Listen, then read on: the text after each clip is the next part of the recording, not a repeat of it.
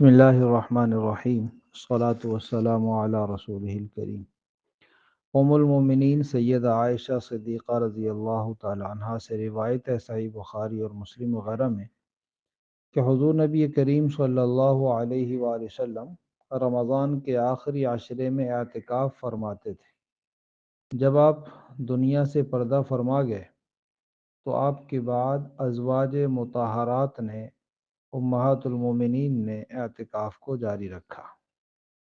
تو اس حدیث مبارکہ سے معلوم ہوا کہ یہ اعتکاف والی عبادت، رمضان کا مسنون اعتکاف، جس طرح مردوں کے لیے مسنون ہے، سنت ہے، اسی طرح عورتوں کے لیے بھی اعتکاف سنت ہے۔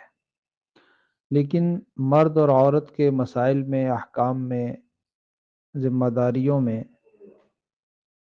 زندگی کے دیگر امور میں اللہ کریم نے فرق رکھا، تو یہاں بھی کچھ مسائل میں فرق ہے۔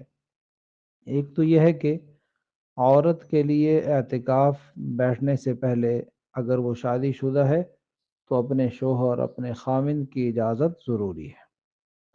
دوسری بات یہ کہ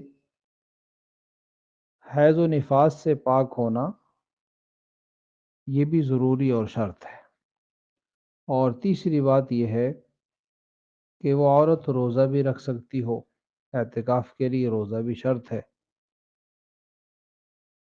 تو ان شرائط کے مطابق عورت اعتکاف کرے گی اپنے گھر کی مسجد میں، یعنی جہاں اس کو نماز پڑھنے کا حکم ہے وہیں اعتکاف، نماز کی جگہ میں ہی اعتکاف ہوتا ہے۔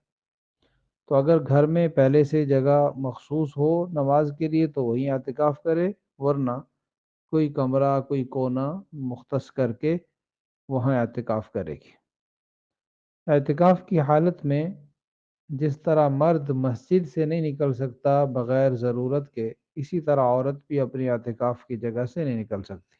صرف طبعی جو تقاضے ہیں، بیت الخلاء جانا ہے یا غسل فرض ہو جائے تو اس کے لیے نکلنا ہے، اس کی اجازت ہے۔ اس کے علاوہ گھر کے کام کاج کے لیے یا سحری افطاری میں اپنے گھر والوں کے ساتھ شامل ہونے کے لیے نہیں نکل سکتی، بلکہ اس کا کھانا پینا، رہنا سونا مکمل اعتکاف کی جگہ میں ہی ہوگا۔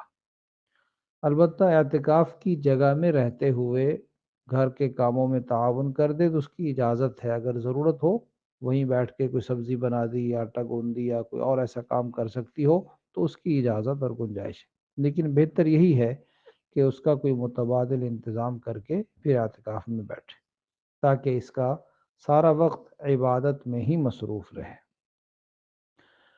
اعتکاف کی جگہ میں ضرورت کی بات اپنے گھر والوں سے کرنی ہو تو وہیں رہتے ہوئے بات بھی کی جا سکتی ہے۔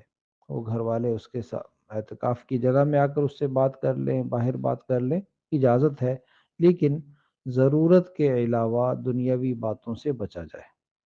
ذکر میں، تلاوت میں، نوافل میں، دعاؤں میں، دین کی باتیں سیکھنے سکھانے میں، یعنی عبادت میں مصروف رہیں، یہ عبادت کا وقت ہے۔